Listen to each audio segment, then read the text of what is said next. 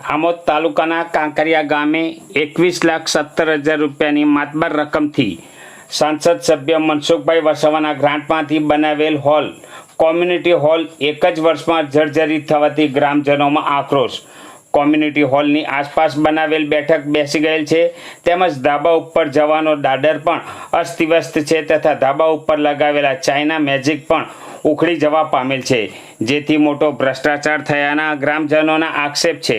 ફક્ત એક જ વર્ષમાં હોલની અંદર દિવાલો ઉપર પણ તિરાડો પડવાથી કોન્ટ્રાક્ટર અને અધિકારીની કામગીરી સામે અનેક સવાલો ઊભા થયા છે।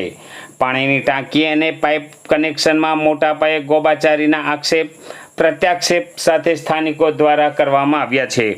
સુખે દુઃખે આ કોમ્યુનિટી હોલમાં લગ્ન પ્રસંગ હોય, ભજન પ્રસંગ હોય કે સામાજિક ધાર્મિક પ્રસંગ હોય કે પછી આજુબાજુ ગામડાના ઢાઢર નદીમાં રેલ આવે તો માનસકપુરા જેવા ગામ લોકોને કાંકરિયા જેવા ગામના આ હોલમાં ઉપયોગ કરતા હોય છે। અત્રે ઉલ્લેખનીય છે કે 2024માં બનેલ ભરૂચ જિલ્લા સાંસદ સભ્ય મનસુખભાઈ વસાવાની ગ્રાન્ટમાંથી 21,17,000 રૂપિયાની માતબર રકમનો હોલ જે હાલ ખૂબ જ જર્જરિત બન્યો છે, જેમાં સરપંચ પતિ દ્વારા પણ આમોદ તાલુકા ભાજપ પ્રમુખ દીપકભાઈ ચૌહાણને મૌખિક રજૂઆતો કરતા તેમણે તાત્કાલિક કોન્ટ્રાક્ટરને જાણ કરી હતી, પરંતુ આ જાડી ચામડી ધરાવતા કોન્ટ્રાક્ટર આજ દિન સુધી હોલની કામગીરી કરવા ન આવતા ગામ સરપંચ પતિ ન છૂટકે મીડિયા સમક્ષ આવવા મજબૂર બન્યા હતા। પ્રવીણભાઈ પ્રહલાદભાઈ ઠાકોર, સરપંચ પતિ। શું સમસ્યા હતી આ હોલની?